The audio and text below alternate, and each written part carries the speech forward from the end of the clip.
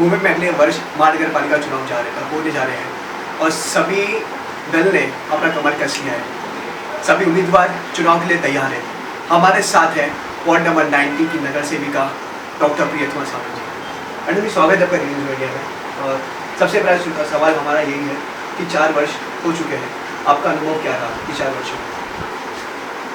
4 वर्षों में अच्छा रहा अनुभव। जो भी काम हमें लोगों ने बताया कि सूचित किए थे, तो बहुत से 90% काम हम यहाँ पे कर चुके हैं और फंड भी हमें अच्छी तरह से मिला। फंड को हमने यूटिलाइज भी अच्छी तरह से किया है और लोगों का भी ये सोच है कि इस बार जो पिछले कितने सालों में काम नहीं हुए थे वो इन 5 सालों में हो गए हैं। मैडम, जैसे हमने देखा भी आप कांग्रेस के नगर सेविका हो और बीएमसी में शिवसेना भाजपा की मेयर है, तो क्या प्रेशर आपको होता है? क्या वो आपको साथ देते हैं कि आपके काम में बाधा डालते हैं? दोनों तरह का अनुभव आता है। कोई कोऑपरेट भी करता है या कोई फिर बराबर से काम नहीं हो पाता, तो उसलिए फिर हम लोगों को थोड़ा उनको फोर्स करके अभी हम लोगों ने कितना मोर्चे भी निकाले, क्योंकि सुनते नहीं है कि कितने बार और लोगों का प्रेशर हम पे ज़्यादा होता है, लेकिन उतना प्रेशर उनको लाने के लिए हम लोगों को मोर्चा वगैरह ये सब आंदोलन काम करके फिर कितने सारे काम हमें करने पड़ रहे हैं। तो साथ तो नहीं, बिल्कुल सत्ताधारियों की वो लोग सुनते हैं और सत्ताधारी की सुनते तो भी कहाँ वो लोग काम करते हैं, काम ही नहीं होता कुछ प्रशासन का। नौपाड़ा में हमने देखा कि वहाँ पर ड्रग्स एडिक्ट बहुत है, बहुत सारे ये पॉकेट्स में हम देखते हैं युवा ड्रग्स कंज्यूम करें। इस पर पाबंदी हो, स्टॉप हो ड्रग्स एडिक्ट, तो इस पर आपका क्या योजना रहता है?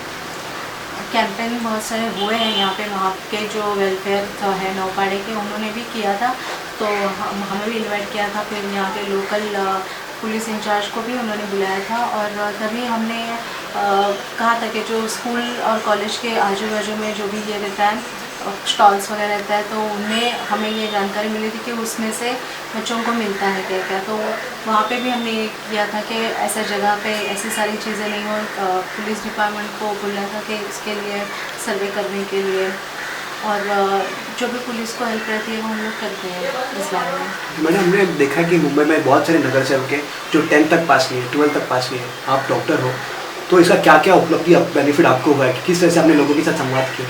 या लोगों के साथ संवाद से ज़्यादा जो प्रशासन का काम होता है ना, वो समझने में ज़्यादा आसानी होती है, क्योंकि जो पेपर वर्क रहता है या कितने सारे डिपार्टमेंट रहते हैं उनसे कोऑर्डिनेट करना, क्योंकि एक काम होता है तो फिर 4 डिपार्टमेंट इन्वॉल्व रहते हैं, तो उसका नॉलेज फिर बहुत जल्दी से आता है। ज़्यादातर वो टाइम लगता है। ये सब बाकी नगर से जो कुछ अगर आप कहते हैं अनएजुकेटेड होंगे तो उनको ये प्रॉब्लम आती होगी, लेकिन एजुकेशन की वजह से ये तो हम लोगों को आसानी होती है कि कोऑर्डिनेशन हम अच्छी तरह से कर पाते हैं लोगों से, और जो भी प्रशासन एडमिनिस्ट्रेटिव जो काम होता है वो समझ में आता है। कॉर्पोरेशन का डिपार्टमेंट्स कौन से वो पता चलते हैं और काम करने में आसानी होती है। मैडम, हमने देखा मुंबई में बहुत सारे जगह में SR स्कीम लागू हो चुका है, आपके क्षेत्र में भी SR स्कीम लागू हो चुका है, तो क्या बिल्डर लॉबी हुआ, उसमें करप्शन आपको दिखाई पड़ा? मेरे यहाँ पे SRA में बहुत सारा जो है शिवालिक के अंदर आ रहा है। जैसे वो 3D में और 3K में उन्होंने जो लिया था क्लस्टर डेवलपमेंट में, तो उसमें मेरे यहाँ का सारा डेवलपमेंट अटका हुआ है, क्योंकि शिवालिक का जो प्रॉब्लम चल रहा है सबको पता है। उन्होंने वो क्लस्टर डेवलपमेंट के लिए उनको वो तैयार नहीं है, और इसके वजह से जो डेवलपमेंट होना चाहिए हमारे यहाँ पे बिल्कुल भी नहीं हो रहा है SRA का। तो उसके लिए भी हम लोग फिर मेरे यहाँ पे वो पाइपलाइन का जो सफ़र हो रहा है उनका शिफ्टिंग का वो मामला भी है, तो उसके लिए भी हम लोग बहुत सारा प्रयत्न कर रहे हैं ताकि उन लोगों का यहीं पे हो जाए। ओके मैडम, यहाँ के जो युवा है वे MLA और MP से तो मिल नहीं सकते, क्योंकि MLA MP कभी भी ग्राउंड लेवल पर हमें दिखते नहीं है। ऐसा नगर से हो तभी आप यहाँ के युवाओं से मिलते हैं, सीनियर सिटीजन से मिलते हो, तो क्या संवाद, क्या बात होता है उनका, आप उनको प्रेरित कैसे करते हो? लेकिन मेरा तो ऑफिस हमेशा खुला रहता है, कोई भी आके बात कर सकता है डायरेक्टली, और लोगों में भी ये है कि हमें पहली बार ऐसा हुआ है कि नगर सेवक से डायरेक्ट हम लोग अप्रोच कर सकते हैं, किसी अपॉइंटमेंट की वगैरह ज़रूरत नहीं रहती। और जो भी होने चाहिए, जैसे युवाओं के बारे में तो उन्होंने हमें जिम के लिए सिफारिश की थी कि हमें जिम नहीं है, तो हमने भी बहुत प्रयत्न करके अब यहाँ पे ओपन जिम के लिए हम जो ये जो रहते हैं अपेरेचर्स वो सब अभी लाए हैं कि युवाओं का तो यही ज़्यादा डिमांड है कि यहाँ पे जिम का ये नहीं था, तो हमने वो सुविधा भी अब हम कर रहे हैं उनके लिए। और जो भी उनके एरिया का प्रॉब्लम होता है तो आके बताते हैं हमें, तो हम वैसे वो सॉल्व कर देते हैं। एक नगर सेविका का काम होता है कि वह क्षेत्र में जितने भी शौचालय है, सैनिटरी कंडीशन हो, गंदगी हो, उसके ऊपर ध्यान दें। तो किस तरह से आपका योजना होता है, स्कीम्स होते हैं? हम लोग तो साफ़ सफाई पहले से बहुत ही अच्छी तरह से है, क्योंकि जब भी मैं आई थी तो भी इस वार्ड की हालत बहुत ही ख़राब थी। लेकिन फिर उसके बाद हम लोगों ने हर जहाँ पे यहाँ में जो गली मोहल्ले है सबका इम्प्रूवमेंट कर दिया है। और जो रोड्स थे, रोड्स की कंडीशन भी बहुत ख़राब थी, तो रोड भी हम लोगों ने बहुत सारे 90% रोड मेरे एरिया के बन चुके हैं। ये आसल में हमने बनाया है। ड्रेनेज सिस्टम जो है यहाँ का वो भी हम लोगों ने अच्छी तरह से कर लिया। टॉयलेट्स बहुत सारे रिपेयरिंग हो गए। मेरे एरिया में गार्डन नहीं था, तो यहाँ पे हमें एक पैच मिला जहाँ पे हम गार्डन बना सकते हैं कि आगे निर्मल नगर में, तो हमने छोटा सा एक गार्डन भी बना दिया यहाँ पे। और उसके बाद जो दूसरे जो वर्क्स होते हैं जैसे कि लेडीज़ को ट्रेनिंग वगैरह देना, ये तो कारपोरेटर का काम नहीं, लेकिन हमने फिर भी ऐसे भी हमने काम किए। यहाँ के लेडीज़ को मिडकॉन जैसी संस्थाओं से ट्रेनिंग दिलवाया, उनको अनुदान दिलवाया उनसे। और फिर बच्चों के लिए हमने किया है, जैसे सिद्धिविनायक ट्रस्ट से जो बुक्स मिलते हैं उसको देने में हमने हेल्प की है बच्चों को। और मेडिकल कैंप्स वगैरह किए यहाँ पे। और जो गणेशोत्सव वगैरह होता है उसमें अभी हमने यहाँ गणपति स्पर्धा ये रखा था, तो ऐसे उपक्रम में हमारे शुरू है यहाँ पे। ओके मैडम, हमने देखा कि लोकसभा चुनाव में कांग्रेस की सीट गिर चुके हैं और महाराष्ट्र में तो विधानसभा चुनाव हुआ था, उसमें भी कांग्रेस का बहुत सारी सीट गिर गए। तो क्या आपके जो वॉलंटियर्स है ग्राउंड लेवल में उनके मोरल कम हुआ है, और कहने कि आपका भी मोरल कम हुआ है आगे वाले चुनाव को मद्देनजर देखते हुए?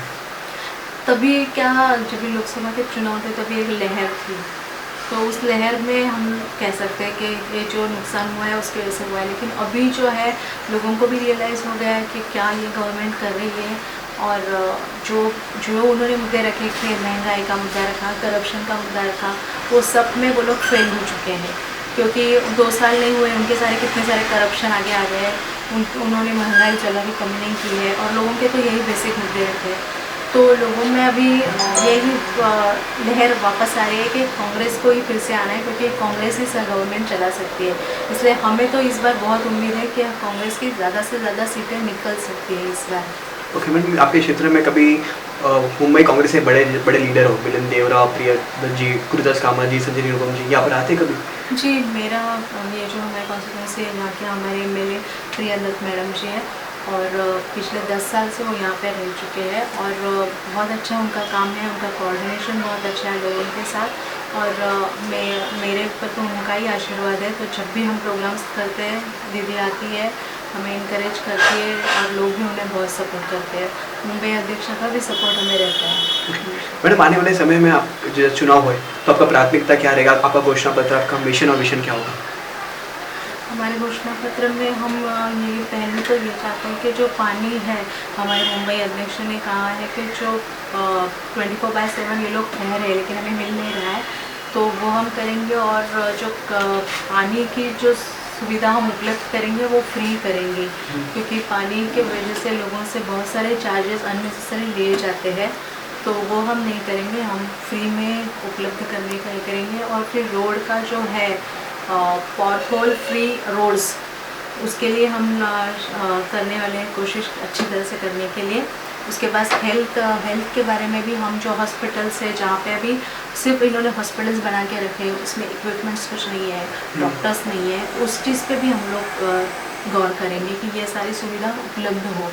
जो बेसिक एम्यूनिटीज़ जो है उसको इम्प्रूव करने के लिए हम लोग कोशिश करेंगे। ओके मैडम, आखिर में एज ए लीडर आपके 2 शब्द, क्या सूचना, क्या संदेश वार्ड 90 के रहवासी को देना चाहोगे? क्या बात करना चाहोगे उनसे आप? मेरे वार्ड 90 के लोगों से